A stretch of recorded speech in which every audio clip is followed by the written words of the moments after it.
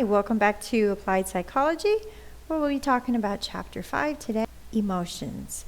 Now, our objectives are to define emotions, explain how emotions develop, give examples of both pleasant and unpleasant emotions, describe the physiological effects of an emotion like fear or anger. We'll talk about the difference between fear and anxiety, and a little bit about anger management, but there is a chapter devoted specifically to anger management later in the course. We'll be talking about different kinds of love, and then envy and jealousy, which tends to creep into that whole love scenario at times. And then we'll be describing what happens when emotions impact the workplace. And then we'll be identifying the domains of an emotional intelligence, which is our emotional IQ. What is an emotion? We've all experienced it. Fear, anger, sadness, grief, envy, jealousy, happiness. None of these are simple feelings. They're complex feelings that start with a mental experience, then in turn become a physiological change that often impacts how we behave. Emotions are essentially being human. We all experience emotions. We're not AIs or robots. We have innate emotions every day of our lives. So there's a complex relation between the emotional, physical, and mental behaviors when it comes to emotions. And because it's an underlying cause for behavior, it's closely related to motivation. And if you remember, we talked last chapter about psychoanalysis, behaviorists, and humanistic ideas of motivation. The physiological explanation of the development of emotions is that a stimulus occurs, whether it's an emotion, an experience, a thought, a sound. It enters the brain, and then it travels down into the temporal lobe, near the hippocampus, to a little almond-shaped portion of the brain called the amygdala. Scientists have used positron emission tomography, or PET scans, to provide us with the information about the brain's involvement with emotion. So whenever emotion is happening, that part of the brain is what's lighting up on the scans. Now, development of emotions in the human beings does begin in infanthood. We tend to think, if you have bathed the baby, a newborn, or had any interaction with a newborn, you know that if they have the sensation of being dropped, their arms fling out and their eyes get large. And because we understand that if they fall, they're going to get hurt, we interpret that as fear. But scientists says that a baby at that stage cannot identify fear. So rather than that being the beginning of fear, it is simply a disturbance of the nervous system. But the first emotional responses that we do develop as babies is to pleasant and unpleasantness. So we begin to cry when our diaper's dirty, and we're happy when it's clean. We cry when our belly's growling, and we're happy when it's not. And then as the first few years progress, more specific responses begin to develop, and babies start to learn to identify fear, to feel joy, love, and possibly even jealousy. So this beginning experience of pleasant versus unpleasant is where a lot of scientists begin classifying emotions. An unpleasant emotion would be something like fear, anger, jealousy, envy, guilt, or grief. And then a pleasant emotion would be love, trust, peace, gratefulness, and enthusiasm. Then other scientists or psychologists divide each of these pleasant and unpleasant experiences into subdivisions, lower pleasant and higher pleasant. The lower pleasant would be focused on physical needs like exercise, eating, and sex, while the higher pleasant would be mental actions and understanding or appreciation, like the sense of achievement, the feeling from contributing to others, and natural beauty and aesthetic experiences. So if we can feel emotions, can we fake them? According to Paul Ekman, who wrote Facial Expressions and Emotions, that we really can't entirely fake an emotional response. Have you ever had anyone smile at you and you just knew that it really wasn't real. According to Mr. Ekman, that there are so many muscles and actions involved in an expression that people can't deliberately fake them. Because not only are all the muscles involved, but we have separate physical factors that have to come together. Our eyes, the tone of our voice, all of that has to come together in order to react to an emotion. And it's very difficult. You'd have to be very, very good to totally and realistically fake emotions. Now, emotions can they be hereditary? Well, we all have inborn tendencies to react in a certain way to life experiences. Some families have a tendency to have a quick temper, while other families have a tendency to be quiet. And then there might be individuals in each family who don't follow the rule of thumb that the rest of the family might follow, because we are able to regulate our behavior. Okay, now the physiological effects of emotion. First, emotion starts as a mental experience, then we have a physiological change, and then our behavior often changes in response to that. So first, we have a mental experience. Maybe it's a memory, maybe it's an idea or a desire or awareness of reality. It might be a threat. It might just be something we've imagined. And then our body gets involved. Our eyes dilate, our heart beats faster, our blood pressure is elevated, our breathing speeds up, different hormones are released. Perhaps our mouth becomes dry, our hands perspire. All of these physical changes happen in response to emotion.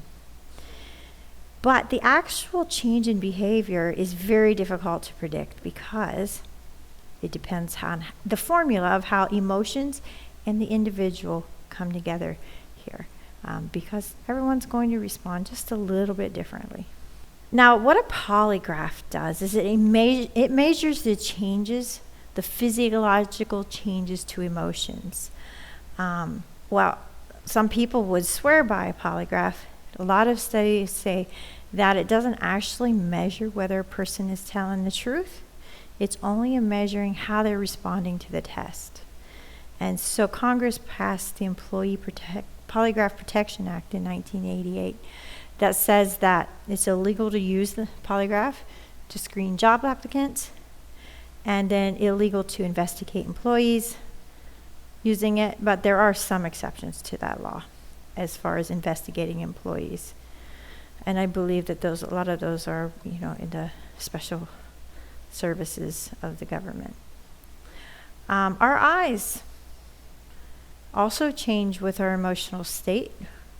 Our pupils widen when we get excited. They get smaller when things are dull or boring.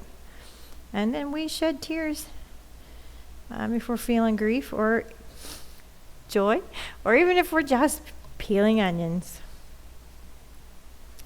Okay, fear is the next emotion we're going to talk about. It's considered an unpleasant emotion. Well, do we need fear? If we couldn't recognize danger and have a response to it, perhaps we wouldn't be able to protect ourselves from dangers. So even though it's an unpleasant emotion, it does have a purpose in our life and in our world. But fear can become exaggerated. It can be realistic. It can help us perform better, but it also can be destructive. So fear and anxiety can be compared and contrasted. Fear is reaction to a known and specific immediate threat, where anxiety is this drawn out concern about something that's vague or it just might happen. It's not actually a real threat. Fear is an intense physiological reaction or a preparation to fight or flight, where anxiety is moderate, but it's continuous. It disturbs our physiological makeup continuously because it's a prolonged emotion. A lot of times fear develops in childhood. Children have more fears than adults. Some fears are results of conditioning, so the association of a secondary stimulus with a primary stimulus, so that one eventually reacts to the secondary stimulus alone. This often happens in abuse. So, if your father says to you, go upstairs, I'm coming up with a belt. And that act of walking up the stairs, feeling the fear of the father coming up and laying his hands on you, could lead to a fear of walking up the stairs. And later on, you might forget the end result and just associate fear with going up the stairs. The thing of it is that fear that results from conditioning is difficult to dispel because that original fear isn't always able to be identified. And so in order to get rid of the fear, you have to identify the original stimulus. And because time and memory and all of that can sometimes cloud that, it's sometimes difficult to overcome those fears. And then as we become teenagers, we experience a lot of physical and psychological changes. We develop insecurities, fear about our abilities and impressions that they make on the people around us. We still have quite a few fears. And a lot of times we have difficulty managing those fears. But as adults, we're generally better able to deal with fears and anxieties. And we generally have fewer, because experience has told us that many of those fears are not reality. They maybe have been imagined or something that we can now protect ourselves from, where as a child we couldn't protect ourselves from those fears. But when we do have issues with fears, they often lead to anxiety disorders, and we're going to discuss more of those anxiety disorders in Chapter 10. But we can control and use our fears, but by admitting that we do have fears, we don't have to be ashamed or apologize for those fears. We need to understand them specifically. And we mentioned understanding the stimulus. What generates that feeling of fear? We have to be able to identify that. And then understand that fear can be a healthy thing. It can protect us. And perhaps if it's from our childhood, at that point we could not protect ourselves. But if we look at that fear as an adult, we can say, I am now able to protect myself. I don't have to be afraid any longer. Okay, when fear becomes abnormal and out of proportion for the situation, we call this a phobia. Phobias can range from mild to severe. Now, hemophobia is the fear of blood. Agoraphobia is the fear of places that are unfamiliar or uncomfortable. A lot of times we associate this with crowded places, but that unfamiliar and uncomfortable feeling is actually the root of agoraphobia. Claustrophobia, the fear of confined spaces, and there are a variety of other phobias that you may be familiar with. To treat a phobia, we would want to slowly and gradually expose a person to that stimulus that's causing them anxiety and allow them to gradually become more comfortable in that situation. Many phobias can be overcome with the desire to overcome them and simply time and patience. Okay, moving on to anger. This is another negative, unpleasant emotion. Anger can be destructive when it's suppressed and displaced, but it can be constructive if we're open and direct with it and we actually channel it. We can learn to control our anger by first understanding ourselves and knowing what's bothering us, and then finding out what we can do about it. Just having that sense of control of understanding that you can do something constructive to avoid the situation can be helpful. And then after you're angry, your body has experienced a physiological change. Your muscles are tensed, your heart rate's elevated. A lot of things have happened in your body, so you want to learn to relax. Find some sort of exercise or something that relaxes those tense muscles. And then we want to concentrate on something else. Let's replace that negative, unpleasant feeling with something pleasant. Anger is not healthy. It causes stress, high blood pressure, and other health issues. Usually these result from being the feeling that we have been wronged, that things are unfair and they're not in our control. We can't do anything about them. If we want anger to be a desirable emotion, we have to channel it constructively. Aggression is an extreme sort of anger that intends to hurt someone else or violate someone else's rights for our own advantage. Some of the causes of aggression have been attributed to biochemistry, basically a genetic. It's a learned behavior, environmental. We learn it as a child from the people who surround us. TV violence, gaming violence, things that we are constantly exposed to in the media is another source of aggression. And then simply frustration. Frustration often leads to anger. Someone who tends to use anger as a tool would be a bully.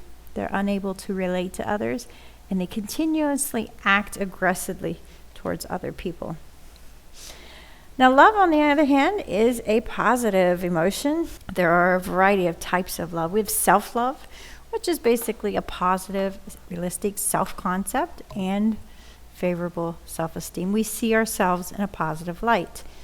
An egotist takes that a little bit too far. This is someone who is excessively concerned with himself or herself. And then humanitarian love is concern and care for those people around us. A family love is caring for the people who are genetically related to us. Friendship is having a relationship with a bond of mutual understanding and sharing and attention with someone. This is a platonic or non-sexual relationship. And then we have romantic relationships, which are deep and committed and caring and sharing, is like friendship, except for these are involved with sexual attraction. And then we have the love of God or a higher power, which is a recognition, perhaps a reverence, a commitment to a higher power. Okay, now hate is just the opposite of love. It's the antonym of love. And it happens to be the most negative of all emotions. To hate someone is to dislike them so intensely that you wish them personal harm. There does not seem to be any useful purpose for hate, and it damages the person who is hating rather than the person who is hated. Guilt is an emotion that's directed towards ourselves, mostly for a mistake that we made and the impact that that mistake caused. Generally, it's exaggerated, so we see that wrongdoing is so much bigger than it actually is. Lester David said, "No one knows how much suffering and even tragedy has been triggered by the needless feelings of guilt, one of the most common yet most powerful emotions that rule our lives." Now, grief is based on a keen sense of loss. It's usually associated with the death of someone we love, but other things can cause grief as well, separation especially, and the instance of divorce, sometimes a weaned baby, graduation from high school where we're going out into the world, and then perhaps even moving from one city to another. Okay, emotions carry over into the workplace. A person living with strong emotions is affected all the time. Grief, anger, and fear don't disappear when we walk into work. We may not express those emotions at work, but they are there, and they are impacting how we interact with others and how we complete our work. So 3 things a manager can do to deal with emotions at work is first recognize and accept their own emotions. That way they can create empathy with the people around them. We can do more listening and rapport building, and then trust the answers will emerge as they explore and acknowledge problems. Basically, they need to give up control when it comes to emotions. Emotional intelligence is basically it's our emotional IQ. There are 5 domains of emotional IQ. First of all, you have to know one's emotion. That's the ability to monitor our own feelings. Second, we need to manage our emotions. This is the capacity to soothe oneself, to shake off that anxiety or irritability or the consequence of failure, to get those negative emotions off of us. And then to motivate oneself. This involves delayed gratification, stifling impulses rather than giving in to them. And fourth, we need to be able to recognize emotions in other people as well as ourselves. People who are empathetic or more attuned to subtle social signals in other people. And then the 5th step is handling relationships. The art of relationship is largely handling emotions in other people. Emotions can enrich living. Now, negative emotions can be useful when controlled and contribute to a fuller life. We talked about fear. Fear is healthy if it helps us to avoid something negative happening in our life. Positive feelings create a natural high and a sense of well-being. In order to enjoy life to the fullest, we need to be able to understand our moods, those periodic shifts in how we feel, and deal with them. And I'll leave you with this last quote. The person for whom life is an exciting experience has learned how to make the joys of living far outweigh the disappointment.